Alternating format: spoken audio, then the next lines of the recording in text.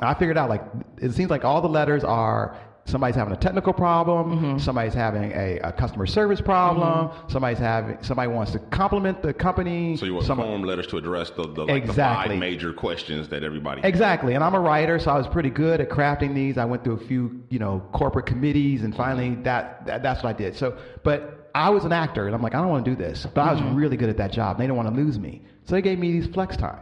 So I could come in and work when I wanted to work. Yeah. Right. And I worked a full-time job for them, and I delivered. And I mean, I was good at that job. But the reason I think I was really good is because I didn't have to show up every day, all day, sitting there. And when I didn't have no work, you were there. Well, when I was a temp there and I didn't have any work, I was there, farting around. Yeah. Right. But when I was coming in periodically, when I come in, I would get the work done because I was only there for 4 hours at this time and then 4 hours at this time. So I just did the work. Yeah. And again, there was no drudgery. And then every time I tried to, this is how great that I was at that job. Every time I tried to leave, they gave me a raise. Every time. The time I finally quit, I was like, no, it's not about money. I really got to go. And I left that job on a Friday. I was in the Broadway musical Showboat on Monday. Oh, wow. You see how it worked out? Well, me, when I used to work at Union Bank, I used to be their contract, Negotiator? No, not a negotiator, but I was the one who took the physical contract from the client, put it in the system so that the reps and the insurance people can pull it up and see it. Okay. So I would have to go through it, make sure it was all legible, make sure that the scans went through properly, make sure everything was there, and then upload it to whatever system file that it needed to be in, right? So that's what I was doing, but I had 8 hours to do this unlimited, this was the job. It never stopped, it never ended. This was the forever job. Right. So there was no end point.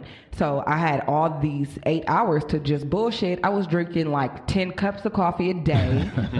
I was taking 15, I was taking breaks. I was at the scanner, fucking off. Don't let it be no birthday cake. Hold on. Don't let the scanner break down. The scanner needed some new, a new ink or some shit. That wasn't happening that day. Next day, scanner's down today, y'all know.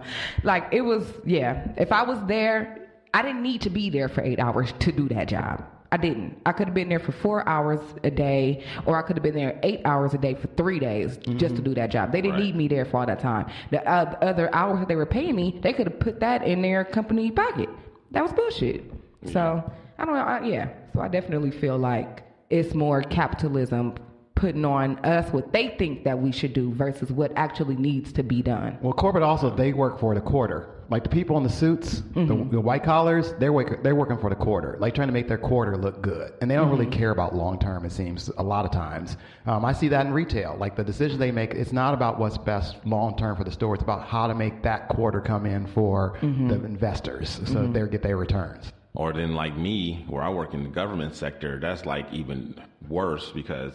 Bureaucracy, yeah. It's not about, everything is politically based or whatever, and everything is who's in charge at the how time. it looks and how, they're not really interested in being proactive or, anything like that. It's just all about surface level. Everything is just, everything is very, like I said, political and bureaucratic and it's and whoever's in power is really what everybody's trying to please. Appearances.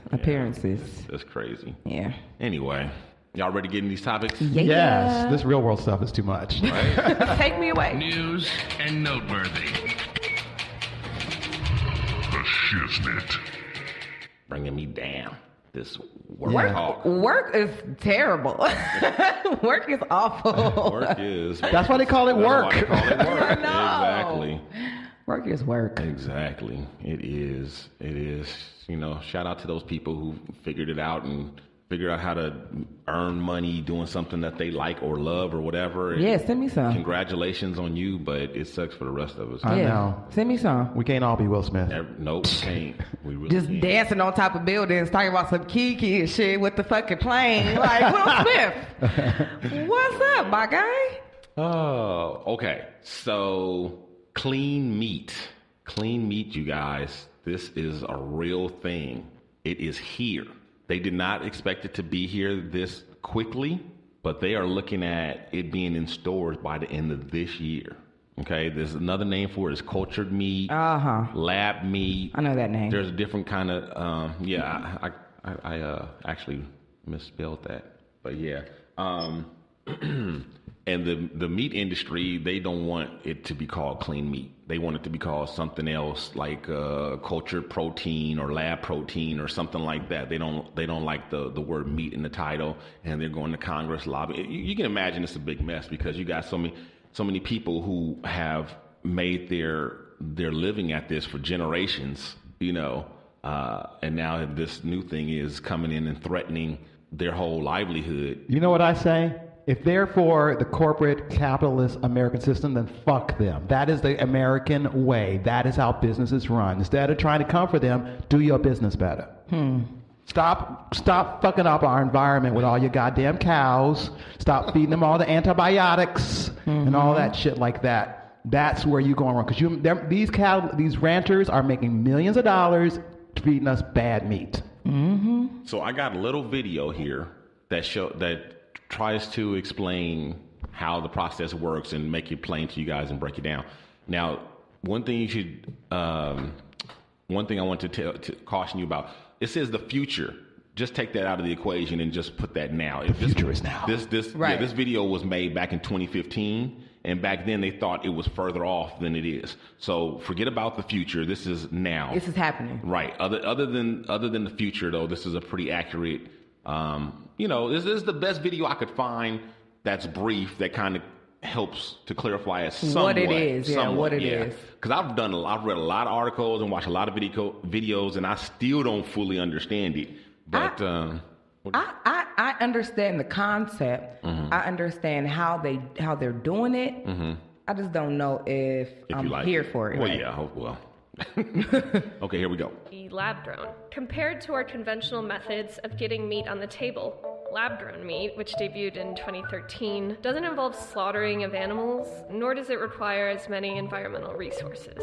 Compared to other livestock, raising cows require 28 times more land and 11 times more water. The World Wildlife Fund adds that beef production drives 25% of global land use and forestry emissions. And in the near future, lab-grown meat is going to be cheaper, faster, and more environmentally friendly to produce for our growing population. But how exactly does one grow meat in a lab? The process isn't as weird as you might think. Currently, the most successful method involves harvesting stem cells from cows. Stem cells are the building blocks of essentially everything, from muscles to organs, from which muscle tissue is harvested from the live animal in what is said to be a harmless, painless procedure. The tissue is made up of muscle and fat cells, which the scientists separate from one another. What we need are the muscles, which are then dissected and cultured. Cell culturing is where a cell is removed from a plant or animal and then put into a favorable artificial environment, usually some type of substrate that supplies essential nutrients like amino acids and carbohydrates to grow. All it takes is just one singular muscle stem cell to grow up to 1 trillion muscle cells. The newly grown muscle cells naturally merge together to form tiny myotubes, which are then placed in a ring. The muscle cell's tendency to contract frequently causes them to grow into a small strand of muscle tissue. The muscle tissue tubes are then layered together to form a hamburger shape. One muscle cell has the potential to turn into 1 trillion muscle tissue strands, which is a lot of burgers. The lab-grown hamburgers don't quite look like normal hamburgers and are much paler in color and blander in taste. But as scientists point out, that blander taste is a fair trade for an efficient way to create protein and feed the world's growing population. The price of lab-grown hamburgers has already dropped from $325,000 to just over $11 per patty. While it is still pricey compared to a Big Mac, which costs $4.79 on average, the price will likely drop in the future as production methods are streamlined, meaning that more likely than not, lab-grown meat will be on your dinner plate in the near future. I am not against this at all. Well, I'm not against it either, especially not in theory. What I am leery or cautious of is I just want to make sure, are we testing it fully, giving it enough time to make sure that there's no side effects, no things that are going to be detrimental to us. That's the only thing I'm concerned about. I hope they're not rushing this to market. I hope they're fully Sure. And I kind of feel like if it just came to being in 2013 and it's 2018 and they're already about to put it on the market. I don't feel like they've been testing it that long for us to really know what all the side effects could potentially be. That's fair enough, because it is definitely an unknown. Yes. And it makes sense to me that's paler because it has not come from an animal that had blood coursing through it and with exercise and things like that. But, again, I feel like that's also another trade-off that you get that's positive. Right. I could add some seasonings. So let me say this real quick. That's another correction. That back then, I guess that was the case, but now the more recent studies are saying that for some people, I guess it all depends. It varies person to person because people have different levels of their palate, different levels of discernness or whatever, taste buds and all that. Some people are saying that it's indistinguishable from traditional meat. And some people are saying that nobody's saying it's better than. Some people saying it's like not quite as good. And then some people saying you can't tell the difference. Well, one thing is definitely, they're also saying that it's very lean. It's not as fatty. Makes sense. It's very lean. So that's what they're saying nowadays. I know that they have, you can tell the difference between, in fish, like tilapia, like farm raised tilapia is different than wild caught, and same salmon as well, and it has to do with the fat the way the fat and stuff like that, and these are still natural quotation mark methods of farming, right? Wild and then farming methods versus a lab.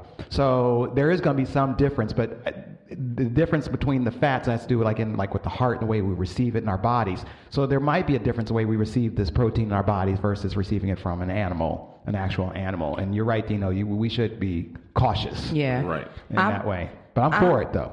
I think that there are just too many unknowns at this point. It just raises a lot of questions for me. Even in the video, she said that they're extracting the stem cells from the animal in a virtually painless process. Well, I'm like, well, how do they know? Are they asking the cow? Like, what's up with that? Then she said they have to put the stem cell in a solution that's favorable so that it can grow. Well, what type of solution is that? What effect is that going to have on a human being long term? Like, these are just some things that just from the little video raises up so many things for me that I wouldn't. It's called fetal cow serum, I think is what it's called. Fetal cow syndrome. I see what you're saying. And how does that particular solution, if it's part of the meat, is part of the develop of it, it's going to be there and it's going to get into your body, is what you're saying. So you're concerned about what that might do to your body. Exactly. All right, that's fair. Fetal cow syndrome. That's a fair point. No, not syndrome. Serum. I know. It's taken from fetuses. It's still part of it's part of the cow, actually. So the irony is this process still involves killing a cow. However, it doesn't involve killing as many cows. Right. One cow, you can grow meat to feed way more than that one cow would have. Right. Yeah. So you're still killing the cow, but you're killing way fewer cows. However, they're still working on a process that will eventually, you won't have to kill a cow at all. And you could even possibly grow it from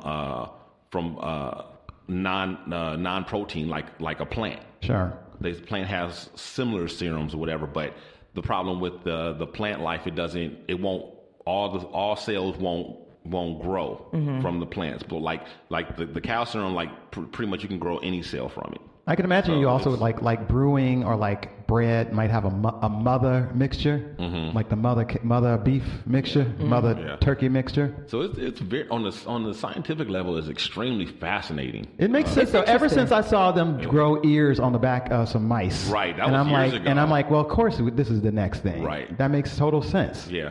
So basically, for people who were listening and didn't have the benefit of the video and might have checked out through that video or the audio, I know it's somewhat technical. What's going on is they're in the lab. They're creating actual meat. They're taking stem cells. Scientists have figured out that stem cells are basically the building blocks of all life. Just like the fetal stem cells of humans, they're figuring out that those are the key to curing a lot of diseases and things that are wrong with humans. Well, they've also figured out that these stem cells, from the cows, is the key to creating meat without farming animals. Right. Right. So instead of having a whole stable full of cows who eat grass and take up water and